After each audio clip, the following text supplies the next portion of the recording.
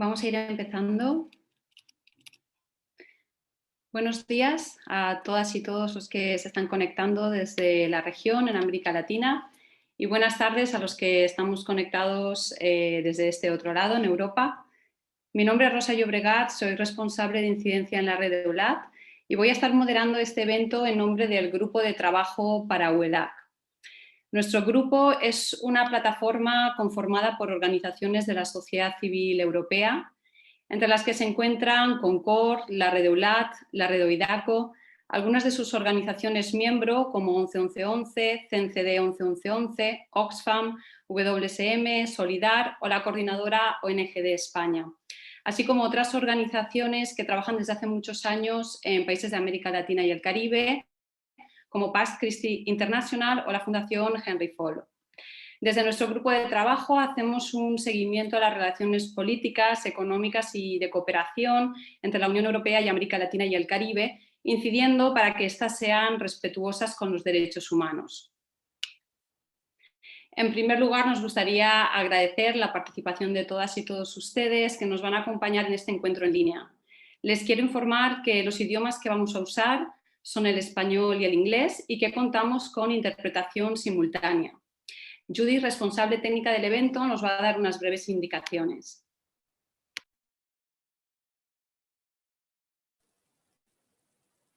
Hello, good afternoon. Buenas tardes.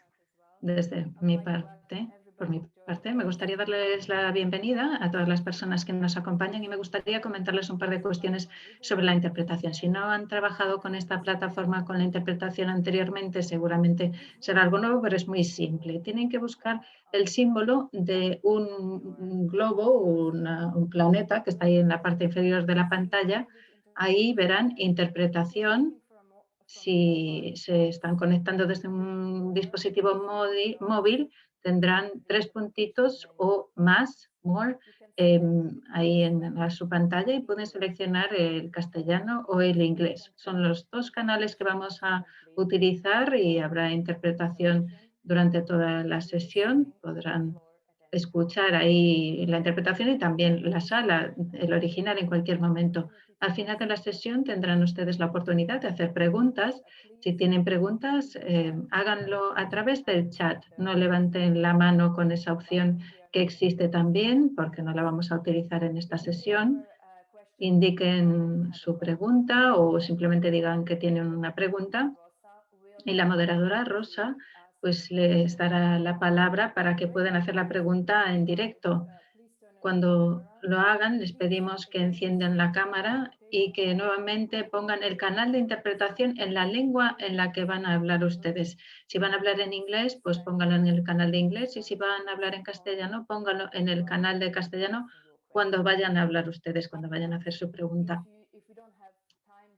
Si no, pues si no hay tiempo para responder a la pregunta o hay algunas preguntas que quedan en el tintero, pues las pueden enviar también por el correo electrónico en la dirección que pondremos en el chat. Muy importante, grabaremos esta sesión tanto en inglés como en castellano y vamos a mantener el tiempo para cada oradora y orador y también les avisaremos si están llegando al final del tiempo que tienen asignado. Deseamos que disfruten de la sesión y si tienen alguna cuestión técnica pueden dirigirse a mí directamente como Tech Support Judith y me pueden enviar un mensaje directamente si hay cualquier problema. Muchas gracias. Thank you very much, Judith. Muchas gracias, Judith. Desde nuestro grupo de trabajo hemos querido abrir este espacio de diálogo entre la Unión Europea y la sociedad civil en Europa y en América Latina, que consideramos que es un momento clave en las relaciones entre ambas regiones. Estamos especialmente preocupados por el deterioro de la democracia en América Latina. En los últimos años vemos cómo la ciudadanía ha ido perdiendo su confianza en las instituciones y cómo una élite política y económica va acumulando poder y riqueza mientras aumenta la pobreza, la desigualdad y la violencia. La irrupción de la pandemia por COVID-19 ha desatado una crisis sanitaria, económica y social sin precedentes en América Latina y el Caribe. Reconocemos los esfuerzos de los países para frenar la expansión del brote y la necesidad de adoptar medidas extraordinarias, Sin embargo, estas medidas deben enmarcarse siempre dentro del derecho internacional y del respeto a los derechos fundamentales. La alta comisionada de las Naciones Unidas para los Derechos Humanos, Michelle Bachelet, ha advertido que algunos gobiernos han usado la COVID-19 como una excusa para cometer violaciones a los derechos humanos, restringir libertades fundamentales del espacio cívico y socavar el Estado de Derecho. Ante esta situación, creemos que la Unión Europea debe ejercer un papel clave en la defensa del espacio democrático y de los derechos humanos a través de sus relaciones políticas, comerciales y de cooperación. En estos momentos se están terminando las negociaciones para los nuevos presupuestos de la Unión, incluyendo un nuevo instrumento de cooperación internacional. La Unión Europea ha publicado recientemente sus planes de acción: el Plan de Acción de Derechos Humanos y Democracia 2024, el Plan de Acción de Género 21-25 y el año pasado se publicó la nueva comunicación para las relaciones UE-LAC. En vistas a la implementación de estos planes, consideramos que es muy oportuno tener este intercambio y poder informar a las autoridades europeas sobre el actual contexto, de manera que se puedan identificar mejor las prioridades para el conjunto de la ciudadanía. Contamos hoy con 3 ponentes de la región, expertos en democracia y derechos humanos, que nos van a proporcionar un breve análisis sobre el contexto actual. Y contamos también con la participación de diversas autoridades europeas, representantes de la Comisión Europea, del Servicio Europeo de Acción Exterior y europarlamentarios de varios grupos políticos. Tenemos previsto también un espacio de intercambio de preguntas y respuestas y como tenemos una agenda ambiciosa, para que nos dé tiempo a escuchar las aportaciones de todos y todas, les pedimos que seamos breves y que respetemos los tiempos del programa. Mi colega Alice va a estar moderando el chat en caso que tengan alguna duda o comentario. En el momento del debate se podrá usar para pedir la palabra, como nos ha remarcado antes Judith. Y mi colega Alba va a estar pendiente de los tiempos y yo misma les voy a indicar también cuando quede un minuto. Sabemos que es un reto resumir en tan poco tiempo un contexto tan complejo, pero les agradecemos este esfuerzo para que pueda haber un mayor intercambio. Hemos invitado a los eurodiputados Javi López y Mónica Silvana del Grupo Socialdemócrata Europeo para que hagan la introducción de este encuentro y nos puedan compartir qué iniciativas se están llevando a cabo desde el Parlamento Europeo. Javi López es el actual copresidente de la Asamblea Parlamentaria Euro-Latinoamericana y Mónica Silvana es miembro de las delegaciones para las relaciones con Mercosur y Eurolat. Adelante, Javi. Muchísimas gracias, Rosa. Yo quería hacer una brevísima presentación, como ya nos habéis pedido. Para mí es un placer poder participar en este encuentro de la sociedad civil y hacerlo además con autoridades, con gente de ELEAS, de la diplomacia europea y de la Comisión Europea para hablar de nuestras relaciones entre la Unión Europea y Latinoamérica y especialmente hablar sobre la preocupante situación que viven los derechos humanos en la región, que seguimos con muchísima atención desde Bruselas y las capitales europeas, porque es una evidencia el deterioro que se ha vivido durante los últimos años y al mismo tiempo es una evidencia que tenemos que pensar y repensar los mecanismos que usamos como europeos para ser más efectivos sobre el terreno y ser más influyentes en una región que desgraciadamente durante los últimos años y especialmente la última década, debido a las crisis internas de la Unión Europea y también los problemas y los conflictos en nuestra vecindad, no ha ocupado el puesto en el radar de la política exterior que debiera ocupar y que esperamos que en los siguientes años esto se pueda mitigar. Yo quería hacer referencia a una lista de nuevos fenómenos, más allá de los antiguos, a los que debiéramos de prestar muchísima atención. En primer lugar, y se ha hecho referencia, ¿no?, la fragilidad de la democracia y la pendiente autoritaria, que en los últimos años hemos visto como, lamentablemente, democracias que creíamos consolidadas se ponían al filo del autoritarismo o incluso daban pasos atrás en este sentido. En segundo lugar, el uso de los poderes de emergencia de la COVID y del coronavirus, como han acabado o arrogándose algunos gobiernos poderes cuasi dictatoriales. En tercer lugar, y muy preocupante, la incapacidad de gestionar movilizaciones sociales masivas en muchos lugares, en muchos países, con un uso brutal de la violencia por parte de las fuerzas de orden y de seguridad. o al mismo tiempo quería añadir también esperanzas truncadas, he escrito, ¿no? Esperanzas frustradas, procesos en los que habíamos puesto muchas esperanzas, procesos políticos que creíamos que iban a traer más paz y prosperidad a algunos países de Latinoamérica y que están comportando lamentablemente están comportando que no seamos capaces de construir esta paz que queríamos para algunos países, ¿no?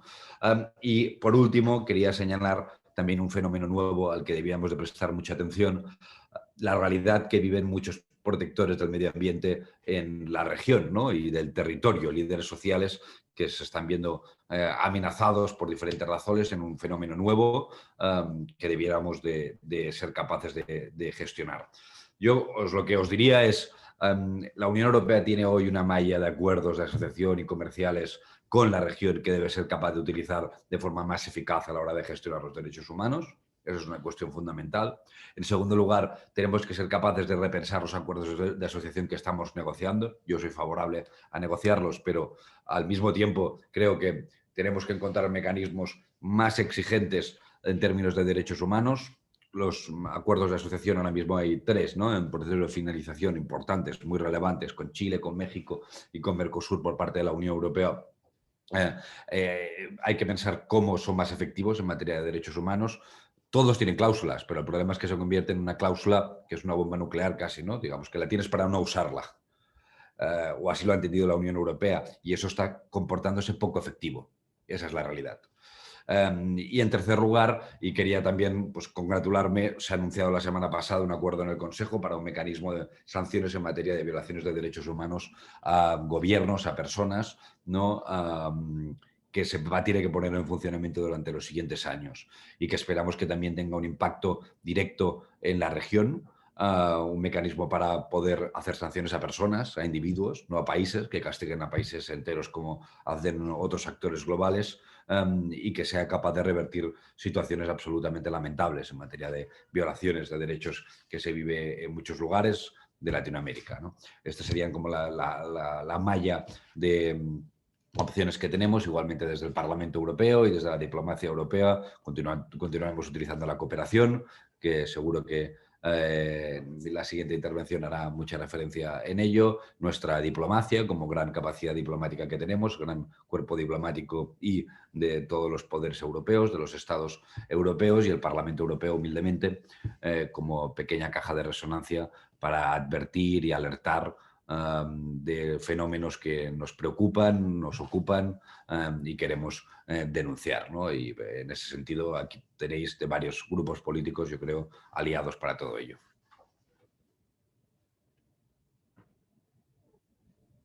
Muchas gracias, Javi. Le pasaríamos ahora la palabra a su colega Mónica Silvana.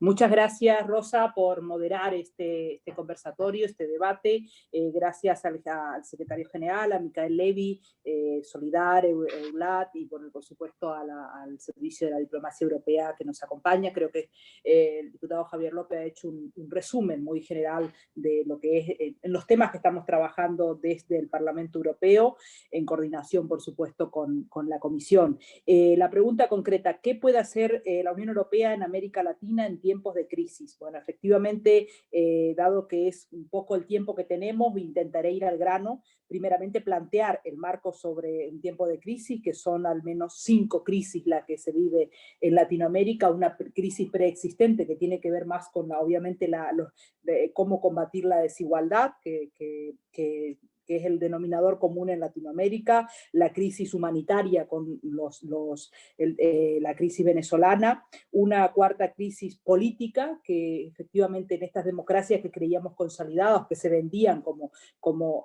modelos de desarrollo, han visto que no estaban consolidadas y tenemos casos muy preocupantes como los vividos en Perú o en Chile últimamente. Y yo agregaría una crisis más, que es la crisis climática, ¿no? Cómo impacta el cambio climático en los países en desarrollo o en los países que, aunque sean considerados de renta media, tienen grandes niveles de desigualdad. ¿Qué puede hacer la Unión Europea sobre las crisis de la COVID en América Latina?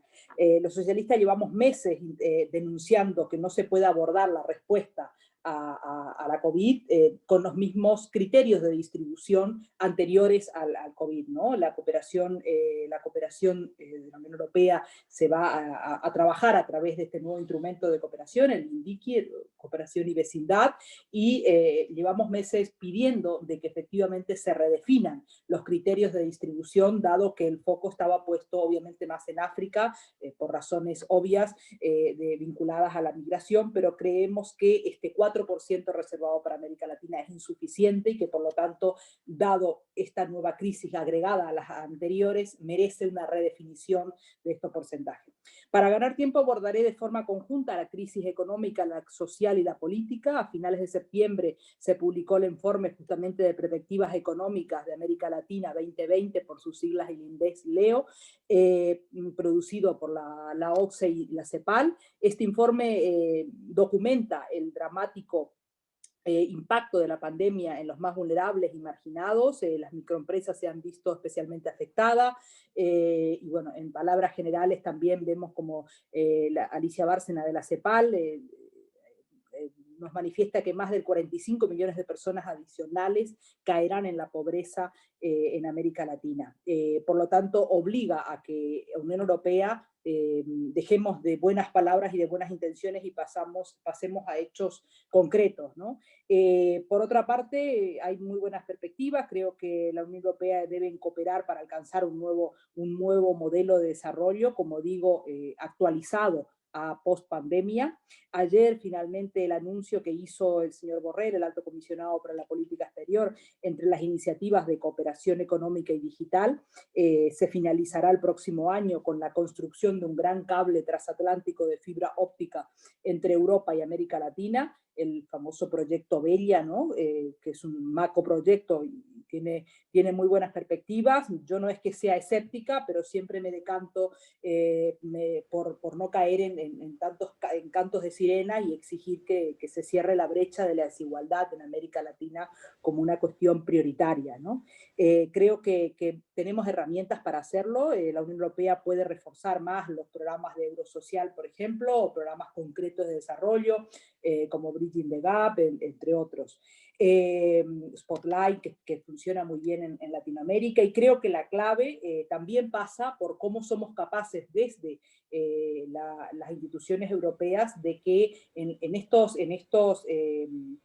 acuerdo país, que se llaman las prioridades que pone cada país con los que cooperamos, con los que llevamos una cooperación bilateral, puedan incluir obviamente a la sociedad civil y pactar estas prioridades país con la sociedad civil, ¿no? Creo que es importantísimo de que no sea un acuerdo del gobierno de cada país con la Unión Europea, sino que incluya la participación de la sociedad civil. Un último apunte, y no quiero robar más tiempo, es la crisis climática y qué podemos hacer desde la Unión Europea. Como sabéis, estamos trabajando, mi equipo y yo, en un informe que incluye la defensa de los pueblos indígenas como clave para mantener la biodiversidad y la adaptación al cambio climático. Precisamente en América Latina está el 50% de la biodiversidad del mundo, y al mismo tiempo es una región donde el cambio climático está impactando de forma irremediable, como por ejemplo el corredor seco en Centroamérica o los huracanes que tanto están afectando a Honduras, de ETA y OTA.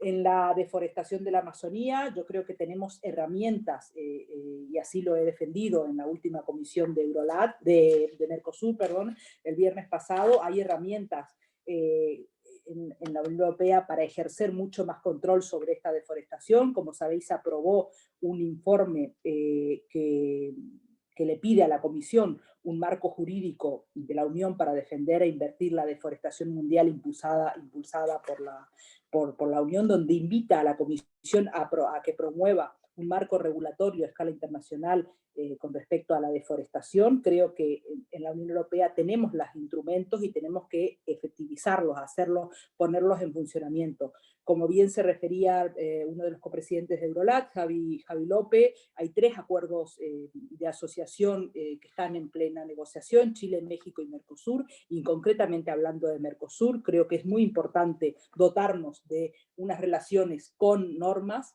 y por lo tanto es importante que el Mercosur salga, pero salga con unos criterios de respeto al medio ambiente, de hacer cumplir este marco regulatorio a escala internacional de deforestación.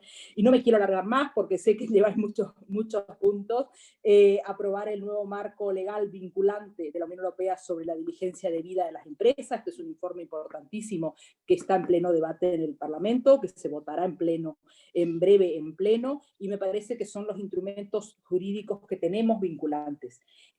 Muchísimas gracias por invitarme. Creo y defiendo la participación de la sociedad civil en temas tan sensibles y tan necesarios como es la cooperación al desarrollo, la ayuda humanitaria, para crear espacios y reforzar la cooperación con América Latina. Muy amable. Muchísimas gracias. Gracias a ambos por acompañarnos hoy y también muchas gracias por todo este trabajo que estáis haciendo por la región desde el Parlamento Europeo. Muy importantes los puntos que señalabais, como ser más exigentes en el respeto a los derechos humanos en el marco de los acuerdos comerciales, o como recordar los grandes niveles de desigualdad en América Latina, por lo que sigue siendo tan importante seguir apoyando a los países aún ser considerados de renta media. Vamos a pasar ahora a la parte de análisis de contexto para presentarnos el marco general y las tendencias actuales con respecto a la situación que están viviendo las organizaciones de la sociedad civil y las personas defensoras. Contamos con Inés Pousadela. Inés es especialista senior de investigación en Civicus, la Alianza Mundial para la Participación Ciudadana, y es también profesora de la Universidad Hort de Uruguay. Su labor se enfoca especialmente en las restricciones del espacio cívico y el activismo de los movimientos sociales. Adelante, Inés. Muchas gracias, Rosa. Quería compartir pantalla, no sé si ustedes me habilitan. Sí, ¿dónde?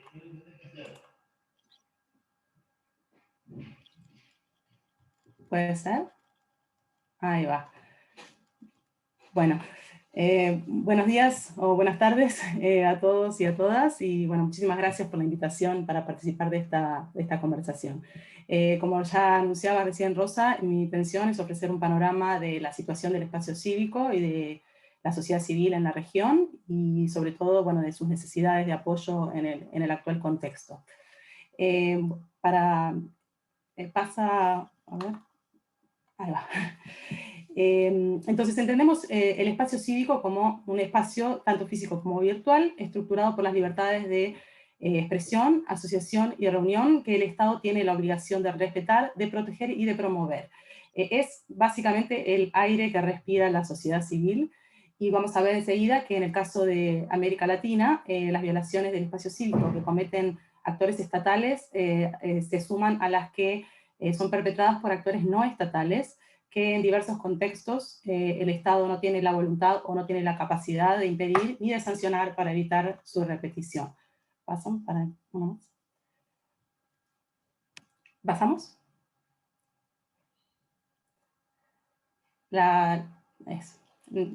Para evaluar la calidad del espacio cívico, contamos con una plataforma en línea, el Civicus Monitor, que bueno, recoge insumos de la sociedad civil, tiene todo un sistema bastante complejo de puntajes, pero que se traduce en la colocación de cada uno de los países del mundo en una de estas 5 categorías, de mejor a peor, abierto, estrecho, obstruido, represivo o cerrado, ¿no? Refiere a la calidad del espacio cívico.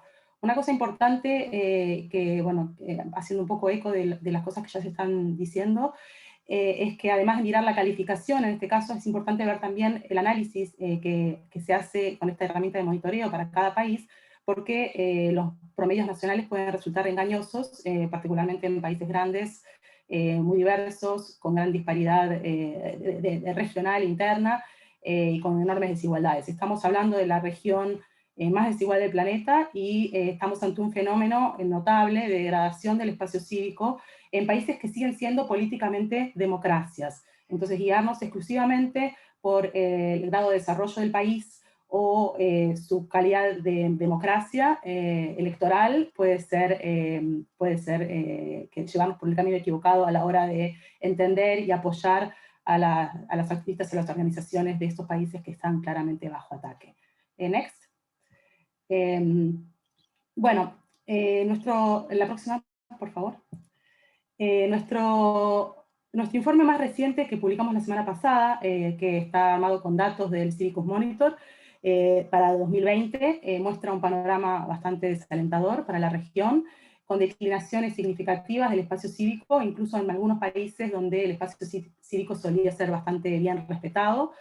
Hay 3 países en particular que cambiaron de categoría, bajaron de categoría, Chile, Costa Rica y Ecuador, en parte en relación con la represión de movimientos de protesta emergentes en el marco de la pandemia, aunque la verdad es que hubo muchísimos casos de degradación del espacio cívico en muchos otros países que no cambiaron de categoría por un tema de puntajes. En Costa Rica vimos una ola de ataques contra personas defensoras de derechos humanos, incluido un asesinato, algo que es bastante inusual en ese país, así como la detención de manifestantes en las protestas contra las medidas económicas, el acuerdo con el FMI que comenzaron en el mes de septiembre. También a principios de año vimos que se promulgó legislación para limitar las protestas. En Chile y Ecuador, de nuevo, encontramos numerosas violaciones por parte de las fuerzas de seguridad durante las protestas. En el caso de Ecuador, el gobierno rechazó los informes que daban cuenta de estas violaciones y en cambio intentó endurecer la legislación para habilitar el uso de la fuerza contra los manifestantes, y a la vez observamos una ola creciente de estigmatización y ataques contra periodistas. En Chile se continuaron reprimiendo las protestas, aun cuando estas se volvieron esporádicas en el marco de la pandemia. Se buscó criminalizar específicamente el activismo feminista, y en la región de la Araucanía se intensificó la represión contra las comunidades indígenas mapuche. A nivel regional, las violaciones del espacio cívico más frecuentes en el año que está terminando han sido, por un lado, bueno, en primer lugar, la intimidación y el acoso contra las organizaciones y personas defensoras de derechos humanos, en segundo lugar, los ataques contra periodistas, y finalmente 2 tipos de violaciones vinculados, no por casualidad, con las protestas, dado que esta es una región donde se protesta mucho, con mucha frecuencia, que es la detención de manifestantes y el uso de fuerza excesiva contra las protestas. En relación con la primera y la segunda, la intimidación y el acoso, estamos hablando de tácticas tales como amenazas, campañas de desprestigio, citaciones policiales repetidas que buscan inducir temor y disuadir a los activistas de continuar haciendo su trabajo, ¿no? Y hablamos de acoso cuando esta es una táctica repetida contra personas y organizaciones específicas. Registramos este tipo de tácticas en por lo menos 22 de los 35 países de las Américas, y vimos que fueron particularmente persistentes en el caso de Honduras y de Nicaragua. En estos 2 países, igual que en Brasil, en El Salvador, en Guatemala, vimos una tendencia muy importante a la estigmatización misógina de defensoras y periodistas mujeres. Luego, en relación con los ataques contra periodistas, hemos documentado esta clase de ataques en por lo menos 15 países de la región. En muchos casos estos ataques tuvieron lugar mientras los periodistas cubrían protestas, y fueron muy frecuentes los ataques contra periodistas por reportar sobre casos de corrupción, sobre crimen organizado, y en este caso en particular, en este año tan particular, por criticar la respuesta del gobierno a la pandemia. México, bueno, sigue siendo uno de los países más peligrosos del mundo para el periodismo, y los ataques contra periodistas en México han ocurrido incluso a plena luz del día. Hubo por lo menos 2 periodistas que fueron asesinados cuando estaban bajo protección policial, lo cual además pone en cuestión las deficiencias, ¿no?, del Mecanismo Nacional de Protección. Y finalmente, bueno, vimos que ha habido protestas en por lo menos 25 de los países de la región, protestas que, sobre la mayor variedad posible de asuntos, ¿no?, sobre indignación con las condiciones económicas y sociales, la falta de apoyo gubernamental durante la pandemia, las condiciones de la cuarentena. En algunos casos, como en Paraguay, la policía usó armas de fuego contra manifestantes que pedían la flexibilización de las medidas de emergencia de la cuarentena, ¿no? En casi todos los países, y en más de los que puedo mencionar acá, se utilizó la emergencia por la pandemia como una excusa para reprimir a las protestas, para detener manifestantes por presuntas violaciones de protocolos sanitarios, pero la verdad es que las tácticas utilizadas siguieron siendo las mismas que se utilizaron antes de la pandemia y que se van a seguir utilizando después de la pandemia. Eso lo vimos muy claramente en Chile, pero también en muchos otros países. Next, please. Bueno, una nota simplemente para subrayar algo que ya dijeron algunos colegas antes que yo, es que el espacio cívico no es uniforme. que hay localidades específicas y hay actores específicos que son a los que apuntan específicamente las restricciones del espacio cívico, ¿no? En general estas restricciones son impuestas por alguien contra alguien por algún motivo, y en muchos casos es para evitar situaciones incómodas, ¿no? Para evitar que ciertos actores hagan un trabajo que en general es crítico de actores poderosos, de los gobiernos y también de actores privados. En el caso de Colombia, del que enseguida nos va a hablar otro colega, bueno, es evidente, el riesgo en que se encontraban las personas defensoras en el país se incrementó con la declaración de la emergencia sanitaria, el establecimiento de la cuarentena, y además el estancamiento de los acuerdos de paz incrementó la violencia en los territorios y se cobró la vida de, no sé si decenas o centenares de líderes sociales y personas defensoras. El caso de Colombia es una de las situaciones más extremas en el continente, pero no es un caso aislado. El Civicus Monitor documentó asesinatos de personas defensoras de derechos humanos en 11 países de la región: Brasil, Chile, Colombia, Costa Rica, El Salvador, Guatemala, Haití, Honduras, México, Nicaragua y Perú. La región dio cuenta del 60% de todos los asesinatos documentados por el Civicus Monitor para el periodo a nivel global, 60%. Y claramente vemos que los y las líderes indígenas, las personas defensoras de la tierra, del territorio, del medio ambiente, están particularmente en riesgo en la región. Y la persistente impunidad por estos crímenes obviamente alienta y perpetúa la violencia. Next, please. Lo que están viendo es un resumen de los resultados de una investigación que hicimos en 2019, antes de la pandemia, respecto de los recursos disponibles para la sociedad civil de la región. Porque los activistas y organizaciones que están bajo ataque, como acabamos de mencionar, siguen haciendo su trabajo en defensa de los derechos humanos, tienen cada vez más trabajo para hacer, enfrentan restricciones cada vez mayores, y los recursos que tienen son cada vez menores. O sea que la brecha de los recursos es cada vez más ancha, ¿no? Lo que nos muestra esta investigación, que no voy a mencionar en detalle, es que, digamos, el grueso de la inversión, del grueso de los fondos que están disponibles para la sociedad civil de la región, están disponibles para hacer trabajos que donde la sociedad civil duplica en gran medida o cubre brechas que dejan el Estado y el mercado, por ejemplo, en la provisión de servicios públicos, pero se invierte poco y nada en la promoción de derechos humanos, en la incidencia política, en el activismo, en el rol de control que ejerce la sociedad civil, o sea, en ese rol en el cual la sociedad civil es completamente insustituible, donde hace trabajos que si no lo hiciera la sociedad civil no los haría nadie. Y eso es particularmente grave. Y el otro elemento que salta de esta investigación es que también la inversión en la sostenibilidad de las organizaciones es ínfima. La abrumadora mayoría de los recursos está marcada para la implementación de proyectos, sin una inversión mínimamente razonable en el fortalecimiento de las organizaciones y la sostenibilidad del activismo. O sea, básicamente es pan para hoy y hambre para mañana. El futuro no existe. Next.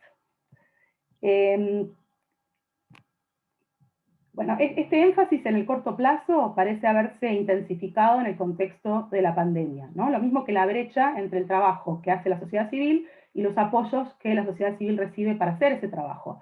Sí, voy a terminar enseguida. Por eso pongo aquí también la portada de nuestro informe sobre las respuestas de la sociedad civil a la pandemia, que salió hace cosa de un mes, que enfatiza las múltiples maneras en que la sociedad civil se puso en movimiento para paliar los impactos de la pandemia y de la medida de emergencia sobre los sectores más vulnerables y marginados, mitigando las fallas del Estado, del mercado, velando por el respeto de los derechos, etc. O sea, en ese mismo contexto, donde la sociedad civil está haciendo un trabajo tapando agujeros, cosas que no haría nadie más, la supervivencia de la sociedad civil en términos de sostenibilidad financiera está puesta en cuestión. No voy a repetir estos datos que están acá, pero esto está disponible en línea para que lo miren. La mayor parte de las organizaciones que respondieron a esta encuesta enfrentaban dificultades financieras enormes con disminución de los recursos muy significativa en un contexto en el cual el trabajo que hacían se había multiplicado. De ahí, última, por favor. Y termino... Disculpe, si pudieras ir terminando.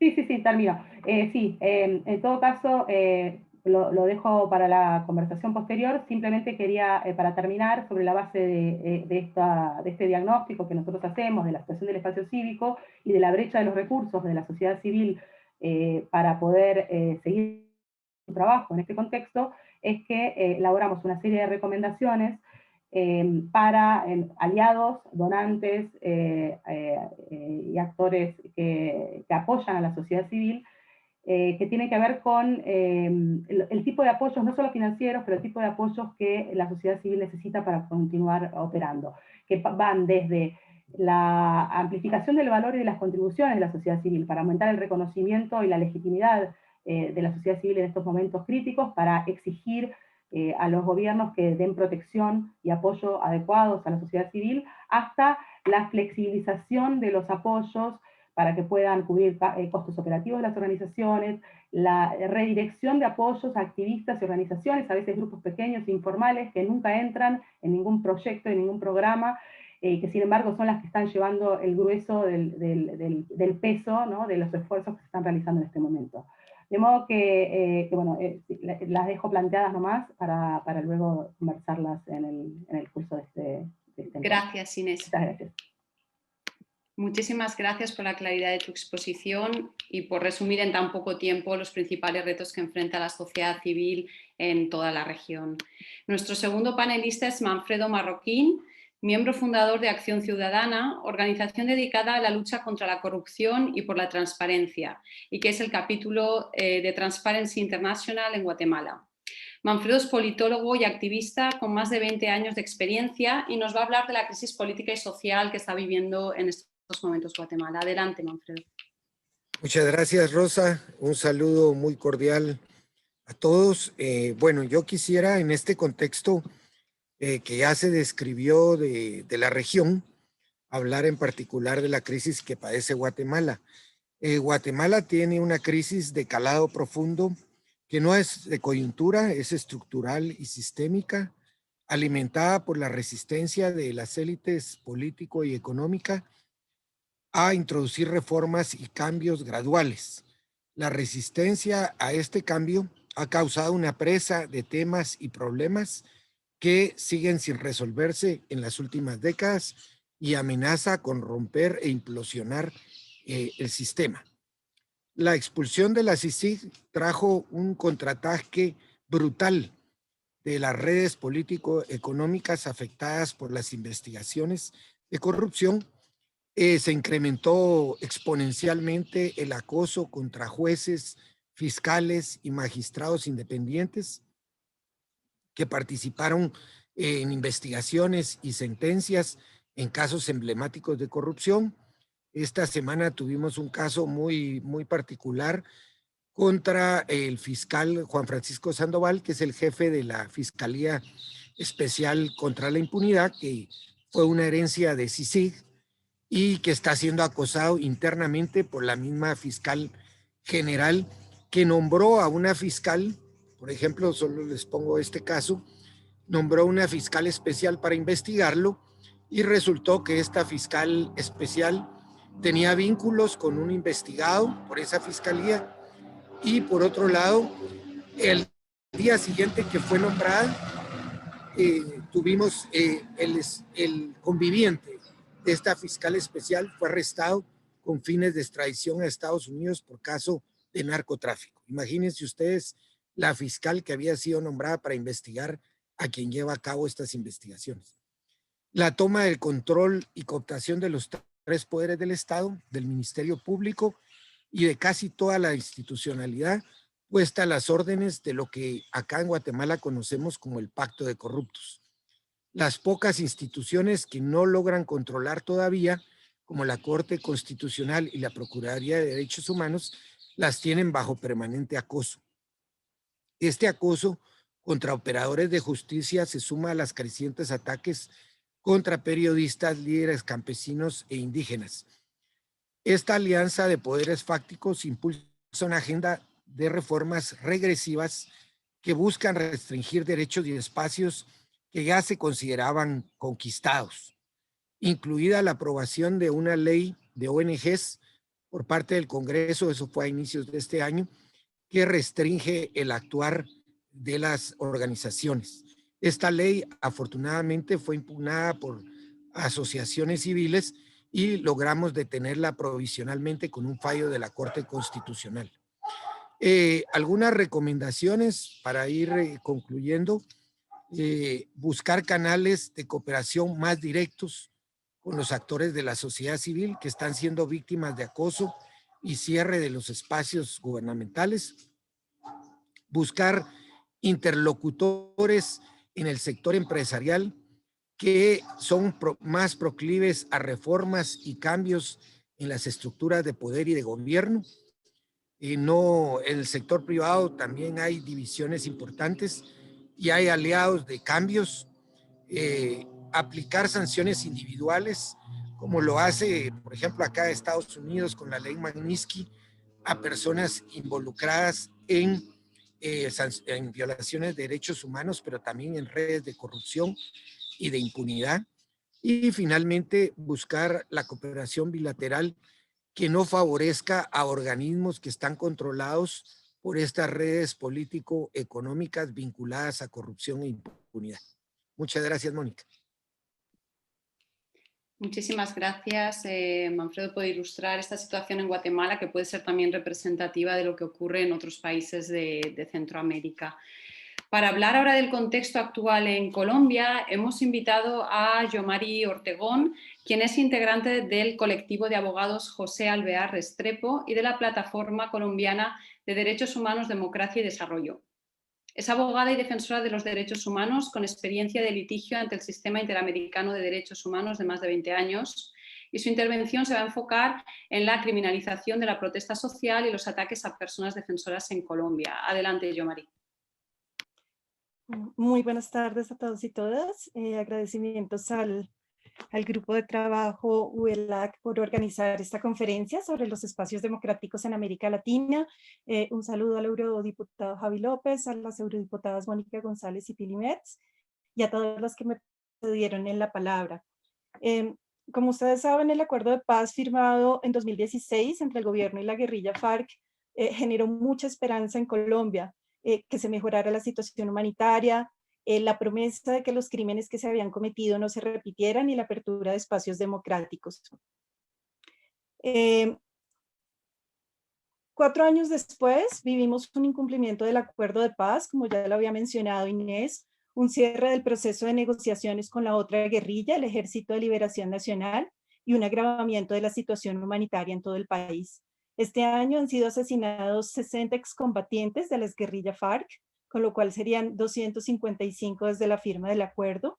Se ha identificado la presencia de grupos armados en más o menos el 90% del territorio nacional, y este año se han documentado 79 masacres que se han incrementado desde la suscripción del acuerdo.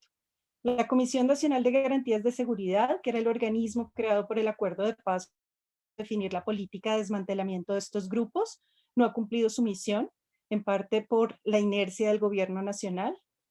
E igualmente, regresando a nuestro tema central sobre cierre de espacio cívico, este año han sido asesinadas 292 líderes y lideresas sociales. Es una cifra que aumenta día a día.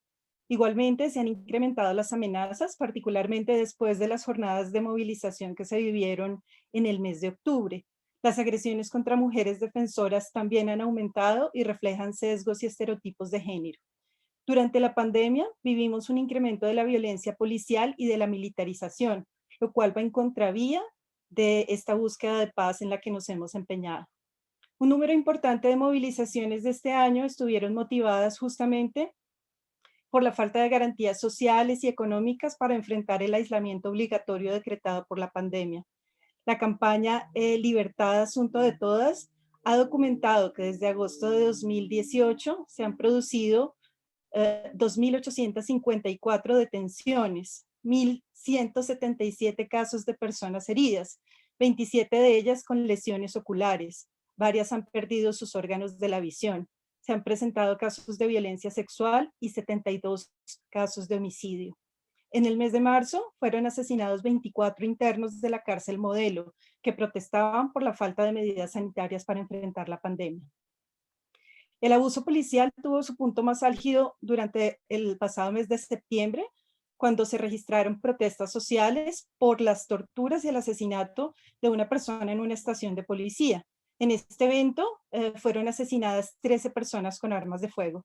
Las investigaciones no han avanzado, ningún agente estatal ha sido detenido y eso también hace rememorar el asesinato en noviembre del año pasado del joven Dylan Cruz, quien se manifestaba pacíficamente cuando fue asesinado. La investigación de su caso se encuentra en la jurisdicción penal militar.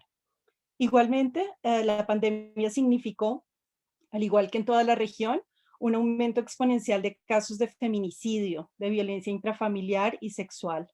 Si bien las llamadas a los servicios de emergencia aumentaron, quiere decir que aumentaron los canales de atención y asesoría para las mujeres, se redujeron las investigaciones y los exámenes forenses. Quiere decir que la pandemia generó nuevos obstáculos para el acceso a la justicia para las mujeres, niñas y jóvenes. Frente a este contexto, quisiéramos destacar dos escenarios positivos. El primero, que las organizaciones que hacen parte de la Comisión Nacional de Garantías de Seguridad presentaron una propuesta de directrices para una política que permita desmantelar los grupos sucesores del paramilitarismo, y que en septiembre de este año la Corte Suprema de Justicia falló en favor de la ciudadanía, una acción de tutela que presentamos una serie de organizaciones por el derecho a la protesta, que ordena, entre otras, la construcción de un protocolo participativo para reducir las violaciones a derechos humanos que se cometen en estos contextos. Volviendo a la pregunta de este foro, ¿qué puede hacer la UE en tiempos de crisis? ¿Qué puede hacer respecto de Colombia? Deberíamos concluir, Yomari, cuando puedas. Vale. Primero, continuar el respaldo financiero y político al acuerdo de paz, que se llame la atención de nuestro gobierno para que adopte garantías en favor de los defensores, excombatientes, comunidades en riesgo, aprovechando los mecanismos del acuerdo.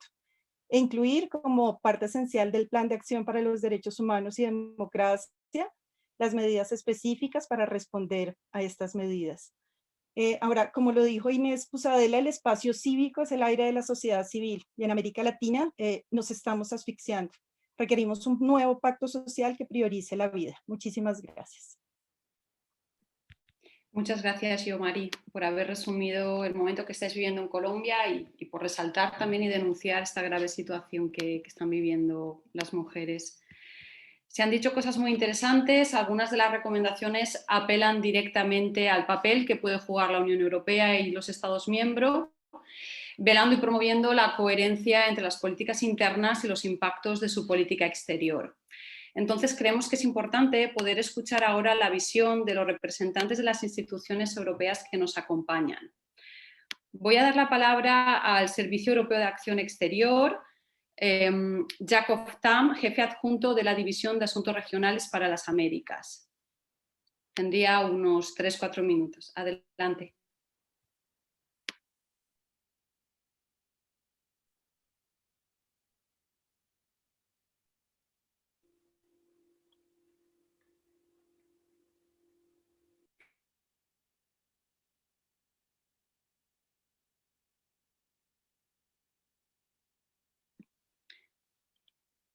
Creo que sí que está conectado. Jakob Tam.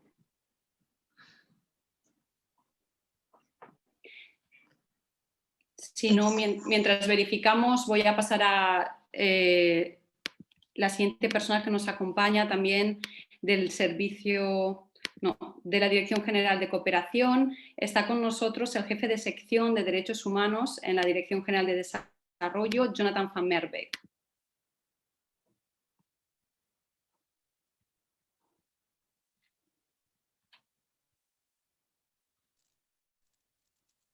Adelante, Jonathan.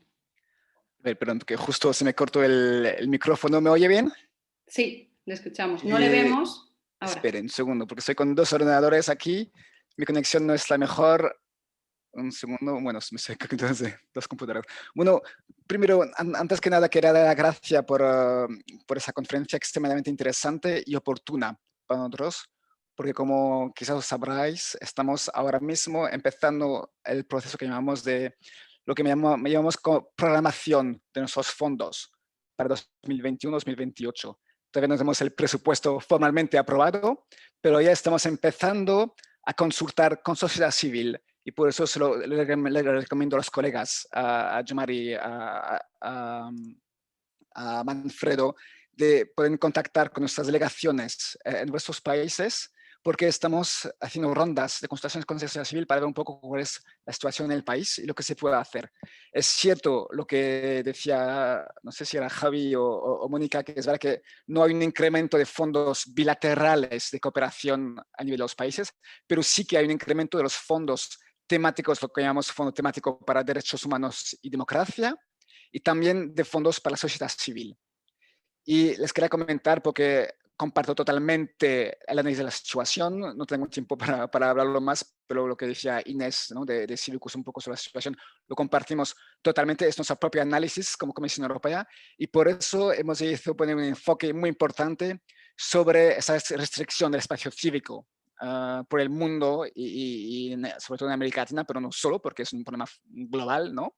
Y habrá fondos especialmente para el monitoreo de la situación, y lo que queremos es trabajar para la sociedad civil, para que la sociedad civil nos pueda alertar de los problemas, de las situaciones, para poder actuar cuanto antes, actuar a través de nuestro diálogo político que tenemos con los gobiernos, a través de nuestros fondos bilaterales, porque podemos imponer condiciones, ¿no? a los gobiernos, cuando trabajamos con el gobierno de Guatemala, por ejemplo, o de Colombia. Tuvimos, por ejemplo, esa situación, muy buenos proyectos de apoyo, por ejemplo, así sigue en Guatemala, y estuvimos siguiendo de muy cerca la propuesta de ley restrictiva para la sociedad civil. Eso sí que podemos ayudar, por ejemplo. Podemos apoyar cada vez que haya, perdón, que haya instituciones creíbles en el país. Estuvimos apoyando, por ejemplo, en Colombia, todo el proceso de paz. Hay países en los que sí que se puede trabajar. En países donde es más difícil trabajar directamente con el gobierno, por ejemplo, defensores del pueblo o comisiones nacionales de derechos humanos, o el gobierno directamente, sí que trabajamos, por ejemplo, con Naciones Unidas. Por ejemplo, trabajamos con el alto oficial de derechos humanos, Michelle Bachelet, por ejemplo, en Venezuela. Trabajamos sobre todo con la sociedad civil, porque esos instrumentos temáticos van sobre todo directamente los fondos a la sociedad civil ella misma, y trabajar con ustedes para realmente cambiar la situación en el país, ¿no? Y eso es algo, en ese sentido, para nosotros es muy importante poder seguir contando con vosotros con este tipo de reunión. Puedo confirmar que el Parlamento apoya mucho, porque recibimos todas las semanas preguntas parlamentarias del Parlamento Europeo sobre la situación en los países y lo que hacemos con estos fondos, sobre todo los fondos temáticos para los derechos humanos. Les puedo asegurar que nos siguen de muy cerca, Rosa, y encantado de responder a cualquier pregunta. Gracias.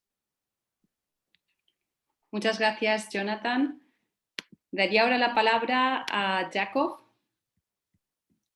Como decía antes, jefe adjunto de la División de Asuntos Regionales para las Américas.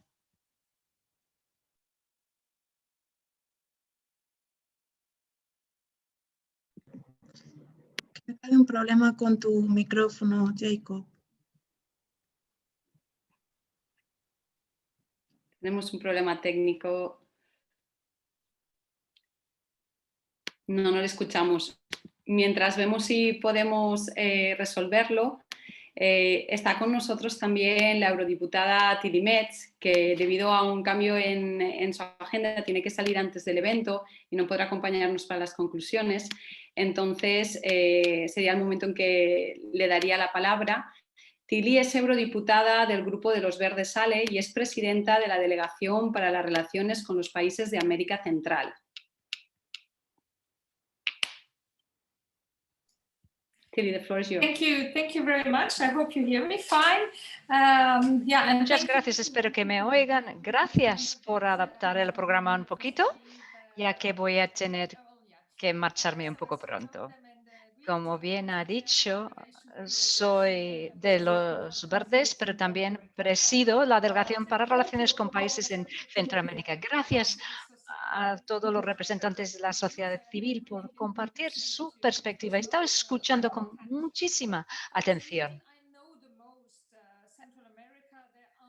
La región que yo más conozco es Centroamérica y desgraciadamente hay demasiados ejemplos de violaciones de derechos humanos y es cada vez más difícil para los defensores de los derechos humanos de actuar sin intimidación y ataques. Además, la libertad de prensa está siendo atacada, sobre todo en El Salvador, donde el presidente Geller está ejerciendo mucha presión sobre los medios libres. En Nicaragua, el Parlamento ha aprobado recientemente un nuevo proyecto de ley que hace que sea más difícil para las ONGs funcionar, ya que van a tener que registrar como lo que ellos llaman agentes extranjeros. Es terrible, porque hace unas semanas leí el asesinato de un señor indígena en Honduras que fue asesinado por las fuerzas hondureñas o estadounidenses, y tras este asesinato hubo un caso de un señor que fue torturado, un indígena que fue torturado para intentar sonsacarle información. Es terrible esta situación. Hay muchos ejemplos de violaciones de derechos humanos, como activistas que son detenidos en Honduras desde hace 15 meses por haberse manifestado pacíficamente contra las empresas mineras cuyas explotaciones amenazan las fuentes de agua dulce para las comunidades.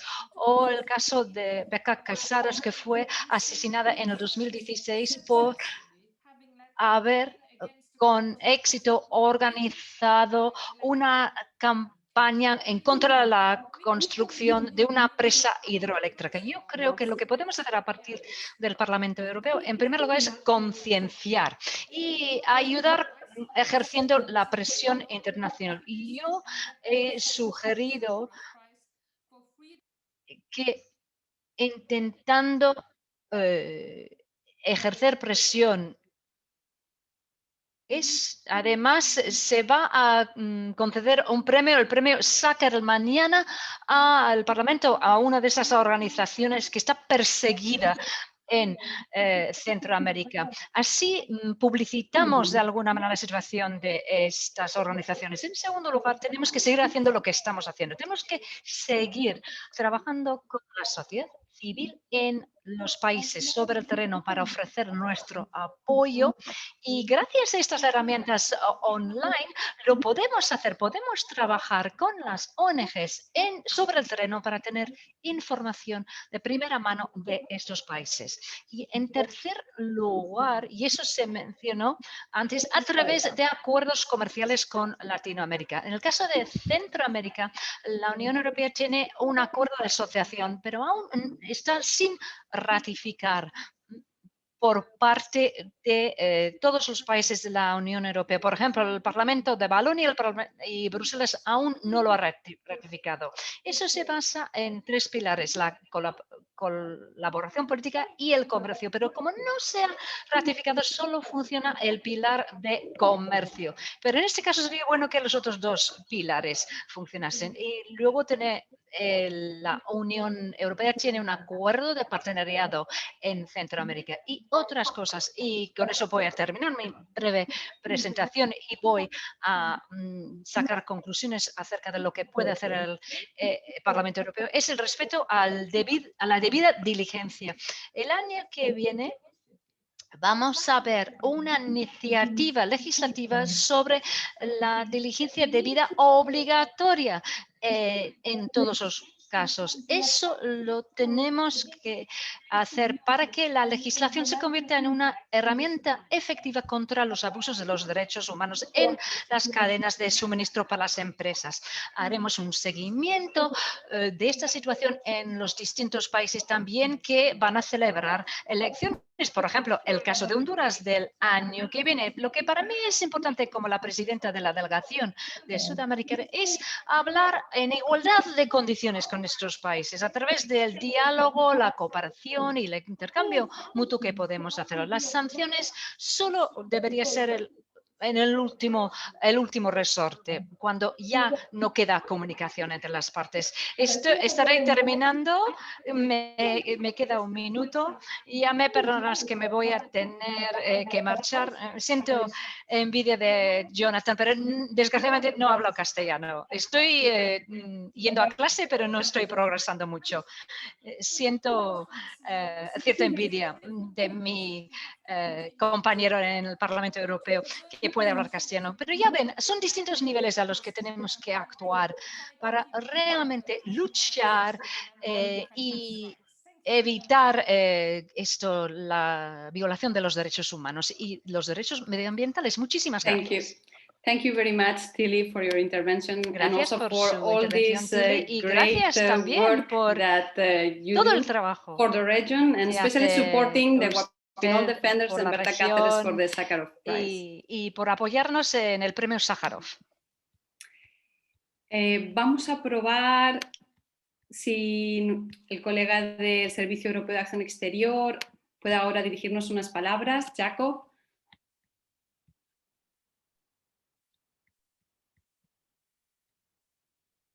No lo escuchamos.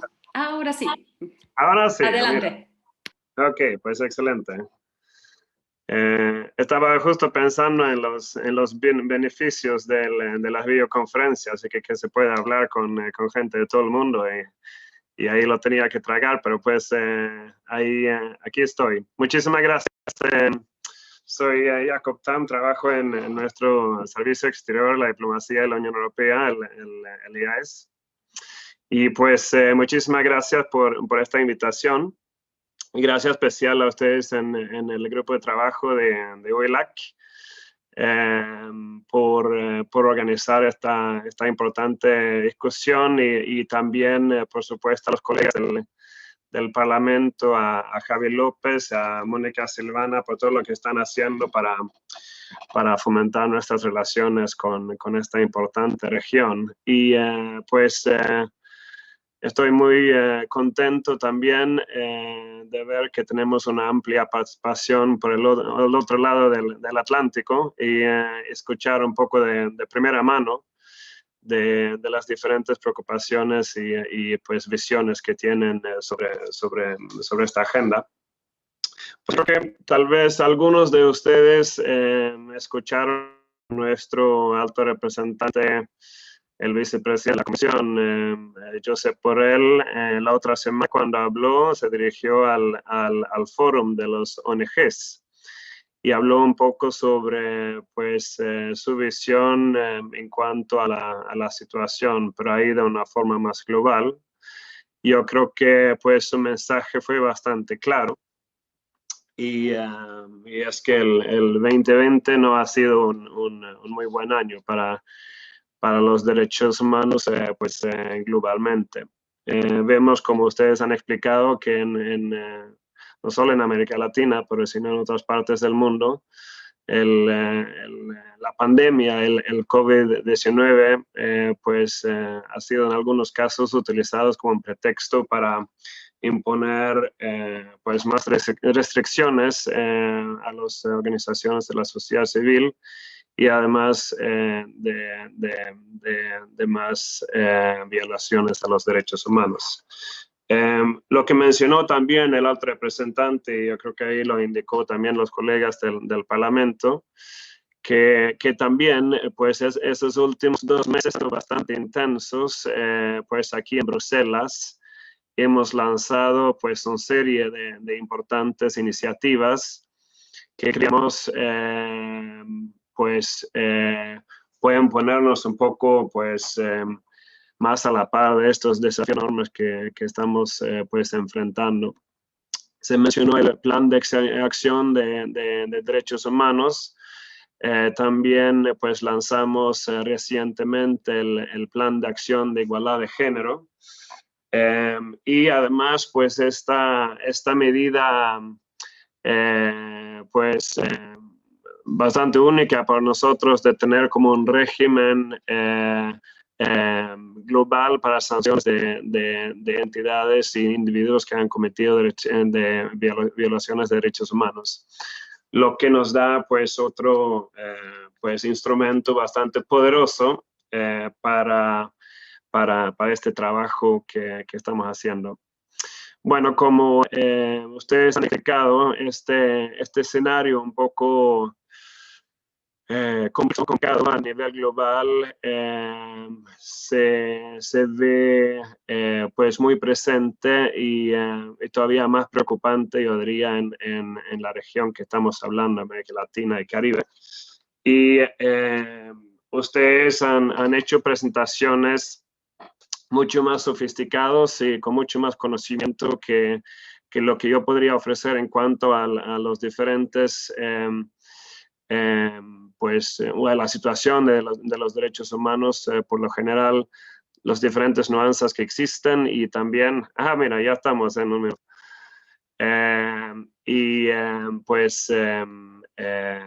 También algunas de las luces que explicó la colega de Colombia. Yo quiero hacer 3 puntos que me parecen como relevantes en este sentido. El primero, que estamos pues en un momento de construcción de agendas con América Latina y el Caribe.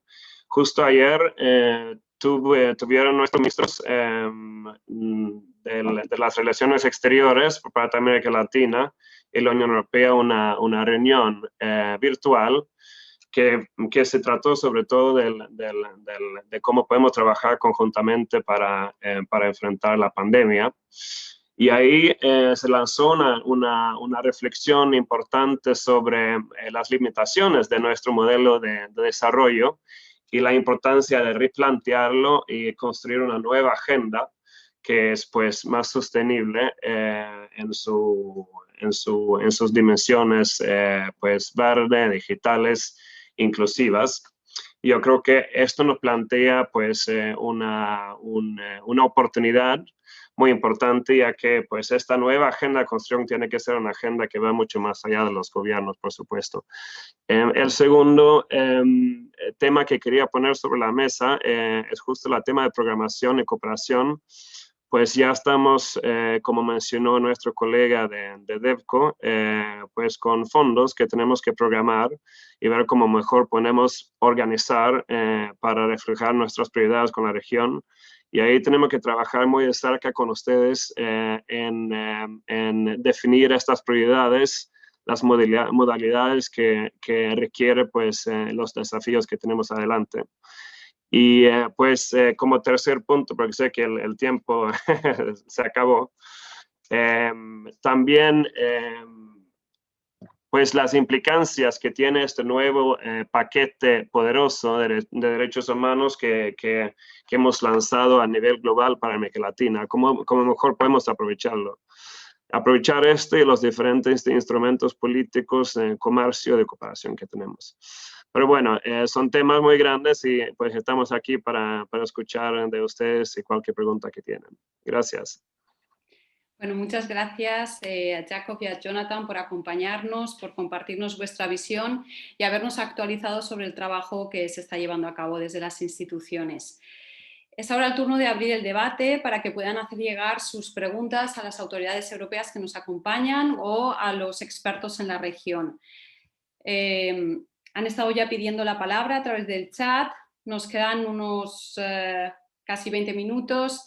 Les pedimos que sean muy breves en sus preguntas y que indiquen al inicio a quién se dirige su pregunta. Y les propongo que tomemos primero unas 3 preguntas y abramos una ronda de respuestas. Por favor, pueden poner su cámara y su micro.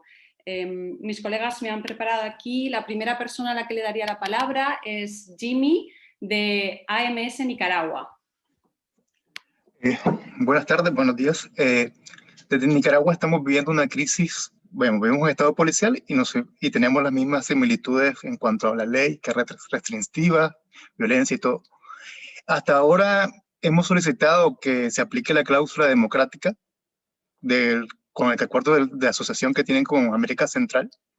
Hasta ahora ese llamado para esa aplicación de esa cláusula democrática ha sido en vano, ¿no? No hemos logrado ninguna aplicación, ningún sentido práctico.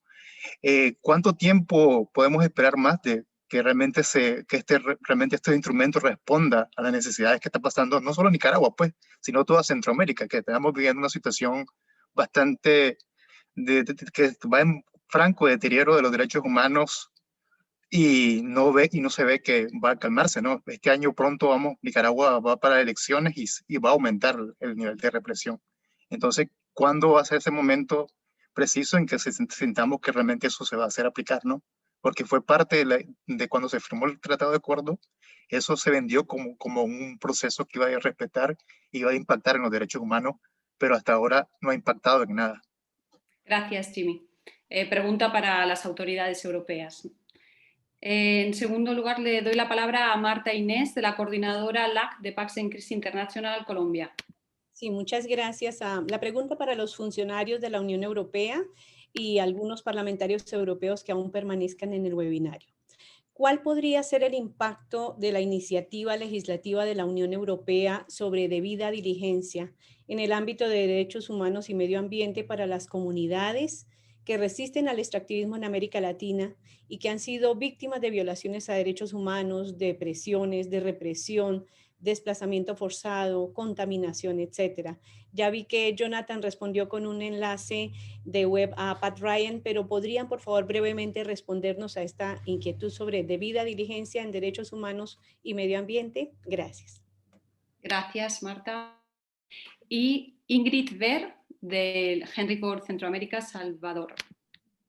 Sí, hace poco, antes de la Heinrich Böll Oficina Regional Cono Sur, y tengo una pregunta para las autoridades, diputados europeos presentes, porque Chile es uno de los países con el cual se va a firmar pronto un acuerdo de nueva generación. Igual Chile es un país que bajó de narrowed a obstructed, tiene un problema de masivas violaciones a los derechos humanos que no se han aportado y la mayoría de los productos que se exportan a la Unión Europea contienen un alto contenido de agua en un estado que no garantiza el derecho humano al agua. Así que, ¿cómo podrían aportar instrumentos de derechos humanos dentro de este acuerdo para mejorar la situación de derechos humanos en Chile?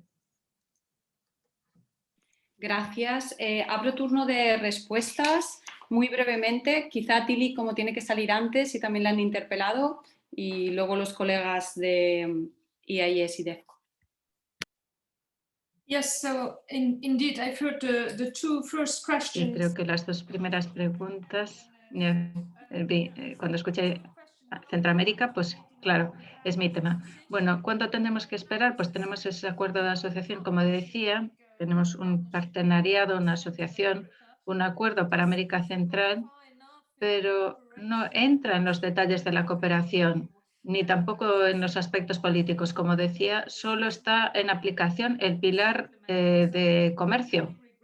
Así que para mí esto es algo lamentable. En la delegación de América Central lo que queremos es mantener el contacto. Y bueno, claro, todo es más difícil con el tema del COVID, pero bueno, no es excusa. En el 2021 queremos hablar con las autoridades belgas porque es en Valonia, una parte de Bélgica, quien tiene que rectificar su posición en cuanto a este acuerdo para poder aplicar esa cláusula.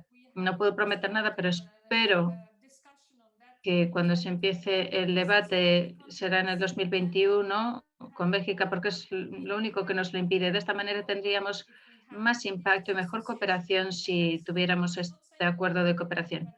No digo que lo vayamos a tener en el 2021, pero tenemos que seguir negociando para conseguirlo. Sobre todo, se mencionaba Nicaragua, pero también Guatemala, Honduras. Nos podría dar otro nivel de impacto, otra calidad en nuestro trabajo. En cuanto a la cuestión de la diligencia de vida, pues Yuri Rendés, la comisaria, sí que decía o prometió que iba a haber avances a nivel legislativo y que tenemos que tener un texto obligatorio que diga que los derechos humanos no sean un intercambio, no sean un tema de intercambio. Si no se garantizan los derechos humanos y la protección ambiental, pues que no se pueda negociar. Pero bueno, todavía no tenemos un texto sobre la mesa, pero creo que, bueno, esperamos que en el año 2021 o más tarde el 2022 que lo tengamos sobre la mesa. Y creo que esto sí que podría cambiar las cosas de forma más clara. Así que espero realmente que esta legislación se ponga en marcha para que sea una obligatoriedad. Gracias.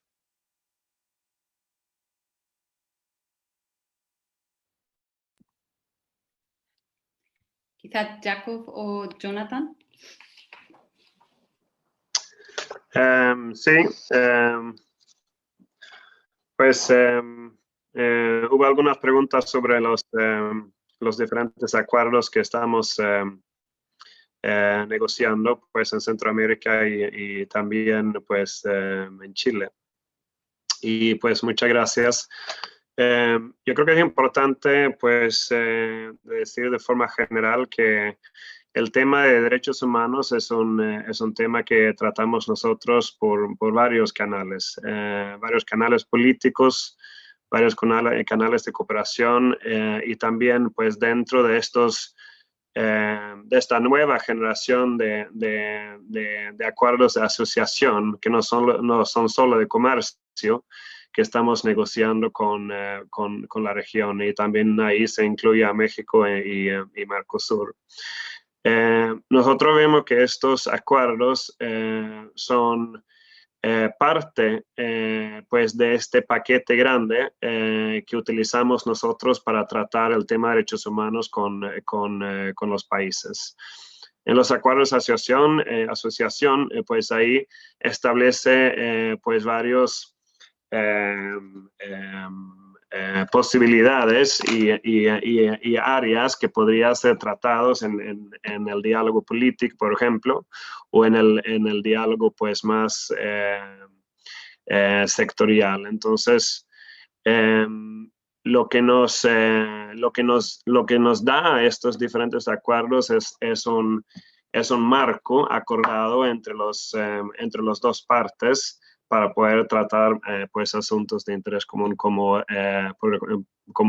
es el tema de derechos humanos. Así que es una forma amplia que tenemos nosotros para trabajar el tema de derechos humanos, y los acuerdos de asociación y comercio libre son pues otra parte de este instrumento, de este paquete más grande.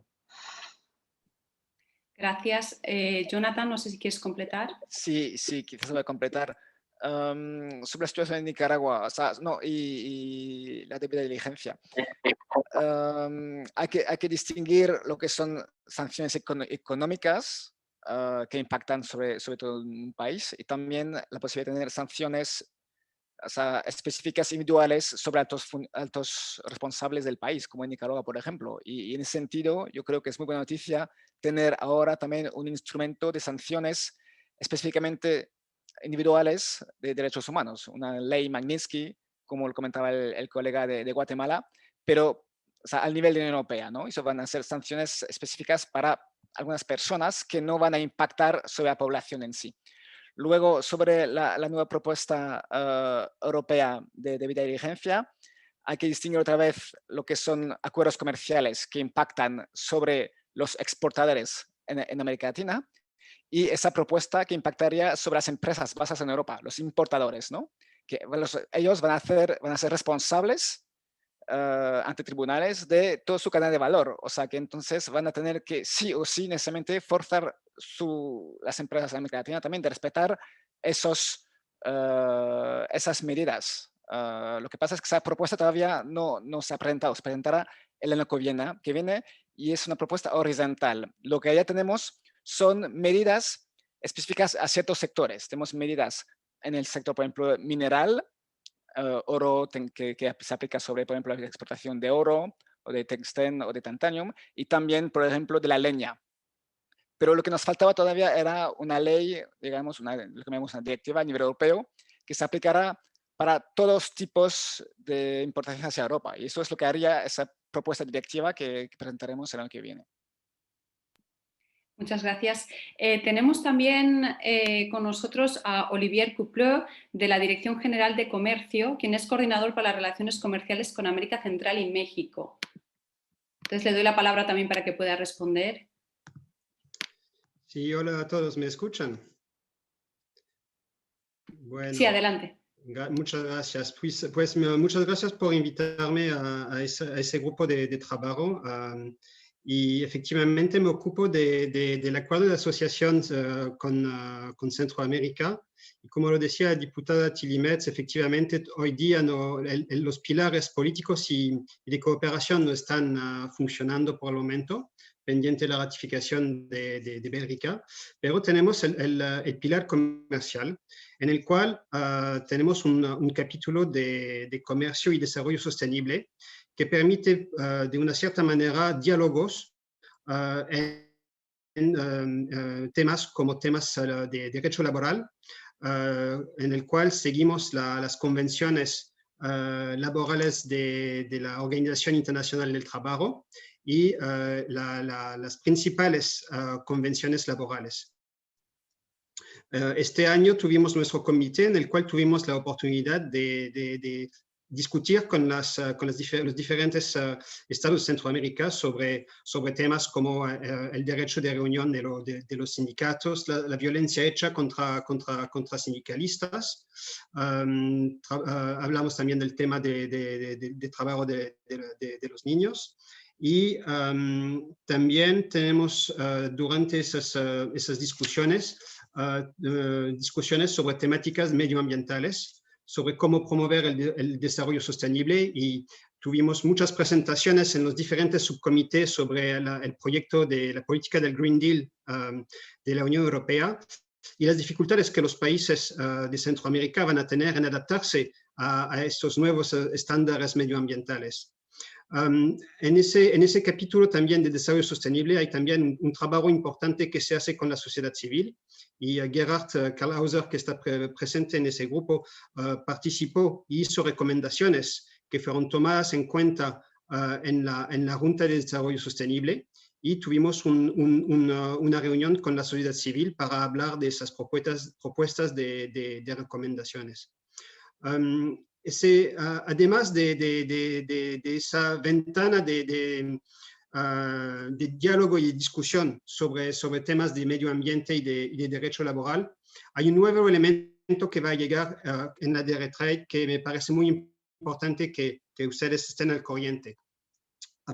El 16 de noviembre, la Comisión lanzó un sistema de quejas que va a reforzar la posibilidad para los Estados miembros de la Unión Europea, para los Estados de Centroamérica, la sociedad civil, cualquier ciudadano de la Unión Europea, de mandar una queja en caso de la violación de un compromiso tomado en el acuerdo de asociación. O sea que ese nuevo sistema que fue lanzado el 16 de noviembre formalmente, lo pueden ver en los sitios internet de la DigiTrade, donde se explica cómo una queja se puede presentar. Y eso es un cambio en la manera que nosotros estuvimos trabajando en los últimos años. Tenemos ese diálogo permanente con los estados de América Central y la sociedad civil, pero ahora también vamos a tener ese sistema un poco más formalizado que se va a poner poco a poco en marcha a partir del año próximo. Muchas gracias. Muchas gracias, Olivier, también.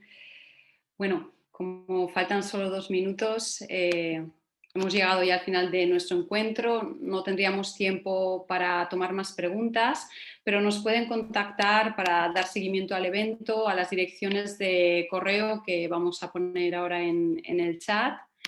Esperamos que la información compartida hoy nos sirva a todas y todos para seguir trabajando en este fortalecimiento de las relaciones entre ambas regiones. Como se ha dicho a lo largo del evento, la Unión Europea puede jugar un rol importante y esperamos que las principales demandas de la sociedad civil sean escuchadas y que se apueste por un modelo de relaciones basado en los derechos humanos y que cuente también con una perspectiva de género. Desde el grupo de trabajo para UELAC estaremos dando seguimiento a este evento y retomando algunas de las ideas y de las propuestas compartidas, y esperamos mantener este diálogo fluido con las autoridades europeas, a quienes invitaremos a una reunión de seguimiento el próximo año. Por nuestra parte, ya solo nos queda agradecer, en nombre de todo el grupo, la participación de todas y todos ustedes, especialmente las intervenciones de nuestros panelistas y de las autoridades europeas invitadas. También agradecemos al fantástico equipo de intérpretes que nos ha estado acompañando y a todas y todos los que han hecho posible este evento en línea. Cuídense y que tengan una buena tarde.